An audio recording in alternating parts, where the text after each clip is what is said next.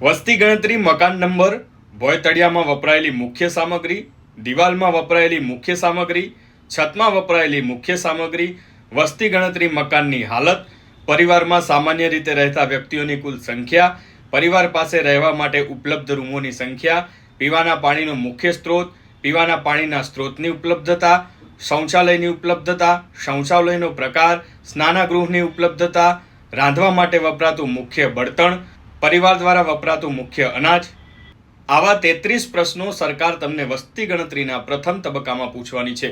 ભારત સરકારે વસ્તી ગણતરી 2027ની તૈયારીઓ શરૂ કરી દીધી છે. આ માટે સરકારે નોટિફિકેશન જાહેર કર્યું છે. તે મુજબ વસ્તી ગણતરીનો પ્રથમ તબક્કો 1 એપ્રિલ 2026થી શરૂ થઈને 30 સપ્ટેમ્બર 2026 સુધી ચાલશે.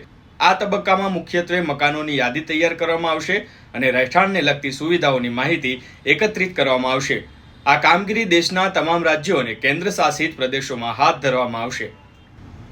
સૌથી મહત્વની વાત એ છે કે દેશમાં પ્રથમ વખત વસ્તી ગણતરી જાતિ સંબંધિત આંકડાઓ ઇલેક્ટ્રોનિક માધ્યમથી એકત્રિત કરવામાં આવશે. એટલે કે વસ્તી ગણતરી સંપૂર્ણપણે ડિજિટલ હશે. વસ્તી ગણતરી 2 તબક્કામાં થશે. પ્રથમ તબક્કામાં મકાનોનો સર્વે થશે, જ્યારે બીજા તબક્કામાં વસ્તીની ગણતરી થશે. દર વખતે વસ્તી ગણતરીનું કામ શિક્ષકોને માથે મારવામાં આવે છે. આ વખતે શિક્ષકો સિવાય બીજા બેરોજગારોને પણ વસ્તી ગણતરીનું કામ સોંપાશે અને એમને લગભગ 20,000 સુધીનું વળતર આપવામાં આવશે.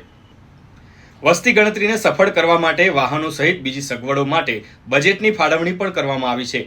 વસ્તી ગણતરી કરનારાઓને તાલીમ પણ આપવામાં આવશે. ખાસ કરીને ડિજિટલ ડેટા એકત્રિત કરવા પર ખાસ ધ્યાન આપવામાં આવશે. દેશમાં લગભગ 125 રાષ્ટ્રીય ટ્રેનર્સ, 2,500 માસ્ટર ટ્રેનર્સ અને 50,000 ફિલ્ડ ટ્રેનર્સ મળીને ગણતરી કરશે. જો તમારે આ બાબતે વધારે જાણકારી મેળવવી હોય તો આજે જ ડાઉનલોડ કરો GSTV એપ અને મેળવો પડે પડની અપડેટ્સ.